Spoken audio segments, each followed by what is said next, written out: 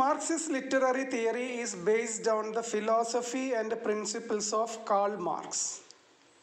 That is well known for everybody. Karl മാർക്സിൻ്റെ ഫിലോസഫിയും പ്രിൻസിപ്പിളുമാണ് മാർക്സിസ്റ്റ് ലിറ്റററി തിയറിക്ക് ആധാരം.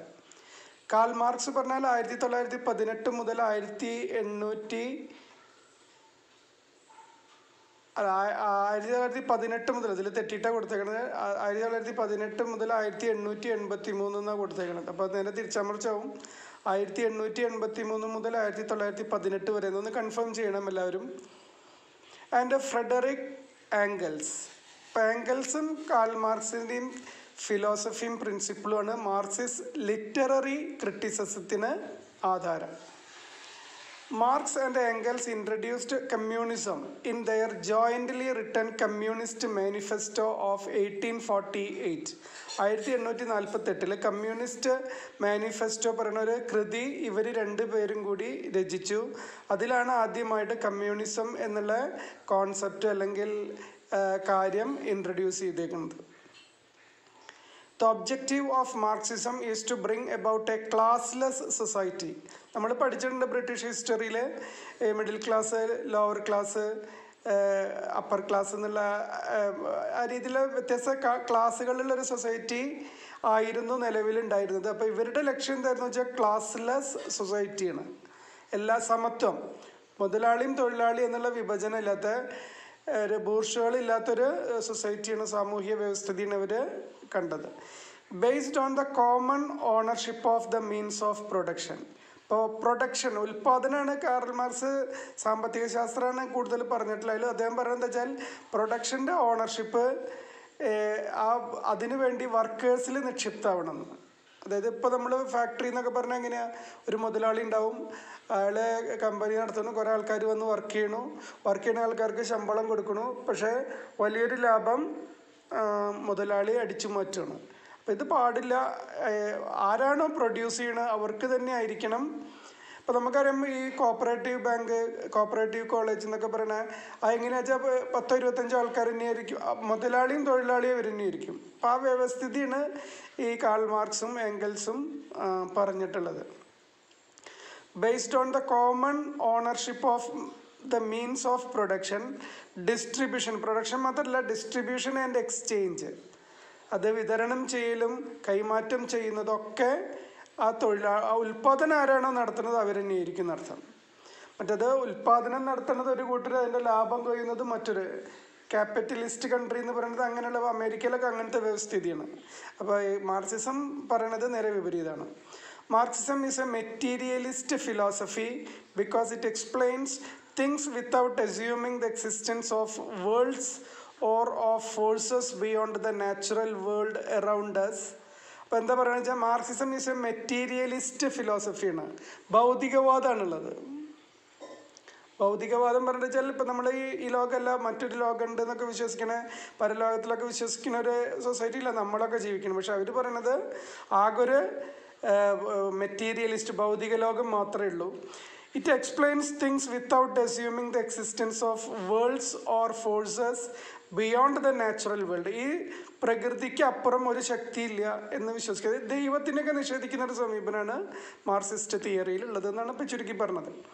And the society we live in, നമ്മൾ ജീവിക്കുന്ന ഈ സൊസൈറ്റി, ഭൂമി, അതിനപ്പുറം ഒന്നുമില്ല, ഇത് തന്നെയാണ് ഉള്ളതെന്ന്. For Marxist history is class struggle. ചരിത്രം എന്താണെന്ന് മാർക്സിസ്റ്റ് ആരോട് ചോദിച്ചാൽ അവരെന്താ പറയുക, അത് ക്ലാസ് സ്ട്രഗിളാണ്, വർഗസമരമാണ്. And progress comes through the struggle. ഈ വർഗസമരത്തിൽ കൂടിയാണ് എന്ത് വരിക, പുരോഗമനം വരിക. Struggle for power between different social. ഇപ്പം നമ്മളുടെ ഇവിടെ സമരങ്ങൾ നടത്തുന്നുണ്ട്, ഫാക്ടറി മുതലാളിമാർക്കൊക്കെ എതിരായിട്ട് സമരം നടത്തുന്നു. ആ സമരത്തിൽ നിന്ന് തൊഴിലാളി വർഗം എന്ത് ചെയ്യണു, അവകാശങ്ങൾ പിടിച്ചു പറ്റണു. അപ്പോൾ പുരോഗമനം അവർ ആ സമൂഹത്തിൽ സംഭവിക്കണം. അത് നമുക്ക് അടുത്തറിയാവുന്നൊരു കാര്യം ഞാൻ പറഞ്ഞെന്ന് മാത്രമേ ഉള്ളൂ. അപ്പോൾ മാർക്സിസ്റ്റ് തിയറിക്ക് അനുസരിച്ചിട്ട് ക്ലാസ് സ്ട്രഗിൾ പറയണത് വളരെ ഇമ്പോർട്ടൻ്റ് ആണ്. അത് കൂടിയാണ് എന്ത് പുരോഗമനം, പ്രോഗ്രസ് പറയണത് വരിക. ഈ വർഗസമരം ആര് തമ്മിലാച്ചാൽ ലേബേഴ്സും തമ്മിലുള്ള ഫൈറ്റാണ് ഇപ്പോൾ അത് ഉദ്ദേശിക്കുന്നത്. Marxists believe that literature can only be understood by viewing it in the context of history and society. നമ്മളിപ്പോൾ പഠിച്ചുകൊണ്ടിരിക്കുന്ന ലിറ്ററേച്ചറാണ്. അപ്പോൾ ലിറ്ററേച്ചറിനെ ഈ മാർക്സിസ്റ്റുകാർ എങ്ങനെയാണ് കാണുന്നത്? അവർ പറയുന്നത് എന്താ വെച്ചാൽ literature can only be understood by viewing it in the context of history and society. അതൊരു കൃതി നമ്മൾ പരിശോധിക്കുമ്പോൾ അത് എഴുതപ്പെട്ട കാലത്തിൽ വെച്ചിട്ടൊക്കെ കമ്പയർ ചെയ്ത് നോക്കിയിട്ട് വേണം പഠിച്ചിട്ടേ ഒരു ലിറ്ററേച്ചറിനെ മനസ്സിലാക്കാൻ കഴിയൂ എന്നുള്ളത്.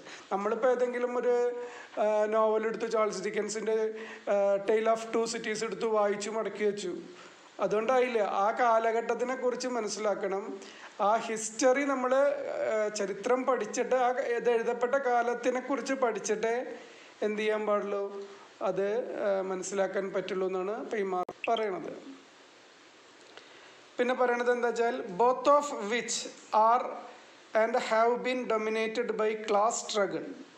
അപ്പോൾ ഈ ഹിസ്റ്ററി ആൻഡ് സൊസൈറ്റി എന്ന് പറഞ്ഞില്ലേ, ഇത് രണ്ടും എന്താണ്, have been dominated by class struggle. ഈ വർഗസമരം സ്വാധീനിച്ച രണ്ട് ഘടകങ്ങളാണ് സൊസൈറ്റിയും ഹിസ്റ്ററിയും.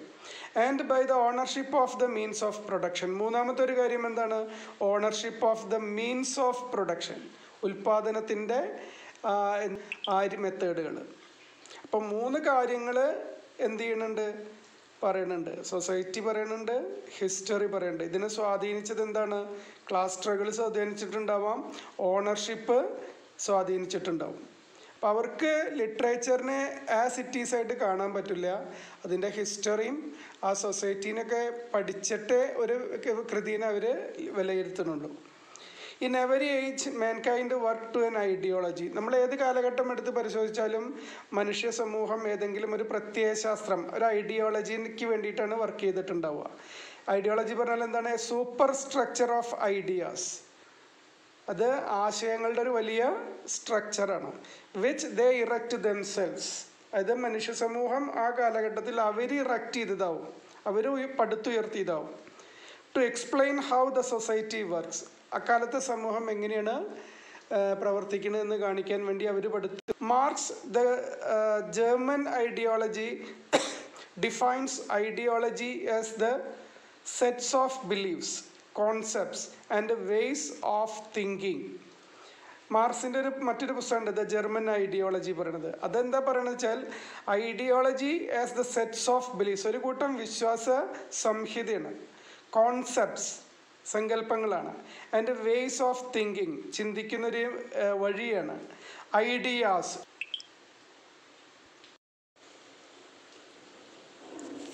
ഇപ്പോൾ പറഞ്ഞു വന്നത് എന്താണെന്ന് വെച്ചാൽ and ways of thinking, ideas and values that shape our thoughts. നമ്മളുടെ ചിന്തകൾക്ക് രൂപം കൊടുക്കുന്ന ഒരു സംഗതിയായിട്ടാണ് അതിനെക്കുറിച്ച് പറയുന്നത്. And is use to explain and understand the world.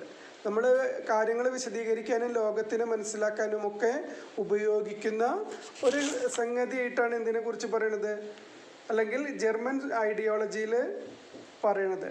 Ideology എന്ന് പറഞ്ഞാൽ അതൊരു സെറ്റ്സ് ഓഫ് ബിലീഫാണ്, കോൺസെപ്റ്റാണ്, വേസ് ഓഫ് തിങ്കിങ് ആണ്. അതുപോലെ ideas and values that shape our thoughts, നമുക്ക് ചിന്തകൾക്ക് രൂപം കൊടുക്കുന്ന ഒരു സാധനമാണ്. And is use to explain and understand the world. ലോകത്തിനെ വിശദീകരിക്കാനും മനസ്സിലാക്കാനും നമ്മൾ ഉപയോഗിക്കുന്ന ഒരു കാര്യമാണ് ഐഡിയോളജി എന്നാണ് മാർക്സിസ്റ്റുകാർ പറയുന്നത്. മോർ പ്രിസൈസ്ലി, കുറച്ചും കൂടി നമ്മൾ സൂക്ഷ്മമായിട്ട് പറയുകയാണെങ്കിൽ, കൃത്യമായിട്ട് പറയുകയാണെങ്കിൽ, and in the Marxian sense it is A system of beliefs or ideas of N economic and political system. ഈ വരി നമ്മൾ കാണാതെ പഠിച്ചെഴുതേണ്ടതാണ്. അതായത് മാർക്സിയൻ സെൻസ് എന്താണെന്ന് പറഞ്ഞിട്ടുണ്ടെച്ചാൽ, ഈ മാർക്സിയൻ സിസ്റ്റം പറയണത്, ഐഡിയോളജി പറഞ്ഞാൽ it is A system of beliefs or ideas. അതൊരു സിസ്റ്റം ഓഫ് ബിലീഫ്സ് ആണ്, അല്ലെങ്കിൽ ഐഡിയാസ് ആണ്. എന്തിനെ കുറിച്ചിട്ട്, of N economic and political system. ഒരു രാജ്യത്തിനെ ഭരിക്കാൻ പോകുന്ന സാമ്പത്തിക അല്ലെങ്കിൽ രാഷ്ട്രീയപരമായിട്ടുള്ള ഒരു സിസ്റ്റമായിട്ടാണ് ഐഡിയോളജി എന്ന് അവർ പറയണത്. Marks and Engels published the German ideology in 1846. ഇവർ രണ്ട് പേരും കൂടിയിട്ട് പ്രസിദ്ധീകരിച്ചതാണ്. അത് 1846. The central theses of which for later literary theory is the idea that culture is materially produced central theses of which, ഈ പുസ്തകത്തിൻ്റെ പ്രധാനപ്പെട്ട പോയിന്റിനെ കുറിച്ചിട്ടാണ് പറയണത്. Is the idea that culture is materially produced. സംസ്കാരം എന്ന് പറഞ്ഞാൽ ഭൗതികമായിട്ട് ഉൽപ്പാദിപ്പിക്കപ്പെടുന്നതാണെന്നാണ് എൻ്റെ രണ്ടാമത്തെ ഭാഗം പറയണത്. The work constituted a preliminary statement of their later and more developed theory of historical materialism. The work constituted a preliminary statement of their later and more developed theory of historical materialism that consciousness and its products are determined by material conditions. അപ്പോൾ culture മെറ്റീരിയലായിട്ട് ഭൗതികമായി രൂപപ്പെടുന്നതാണ്, ഉൽപ്പാദിപ്പിക്കപ്പെടുന്നതാണ്. അതുപോലെ ഇത് കുറച്ചും കൂടിയും developed theory of historical മെറ്റീരിയലിസമാണ്. That consciousness and its products are determined by material conditions. According to its specifically Marxist use, the ideology that is dominant in any era is the product of its economic structure and the resulting class relations and class interest. അപ്പോൾ ഇവർ ചുരുക്കി പറഞ്ഞിട്ട് വെച്ചാൽ ഇവരതിനെക്കുറിച്ച് പറഞ്ഞത് എന്താ വെച്ചാൽ ideology എന്ന് പറഞ്ഞിട്ട് വെച്ചാൽ ഡൊമിനൻ്റ് ഇൻ എനി എറ, എല്ലാ കാലഘട്ടത്തിലും എന്താ പറയുക ഡൊമിനൻ്റായിട്ട് നിൽക്കുന്നതാണ്. It is the product of its economic structure, ഇത് സാമ്പത്തികമായിട്ടുള്ളൊരു ഘടന. And the resulting class relations, അത് നിലവിൽ വന്നാൽ അതിൻ്റെ ഫലമായിട്ടുണ്ടാകുന്ന വർഗബന്ധങ്ങൾ. ആൻഡ് ക്ലാസ് ഇൻട്രസ്റ്റ്, ഓരോ വർഗത്തിൻ്റെയും താല്പര്യങ്ങൾ. ഇതാണ് അവർ അത് കൂടെ ഉദ്ദേശിച്ചത്.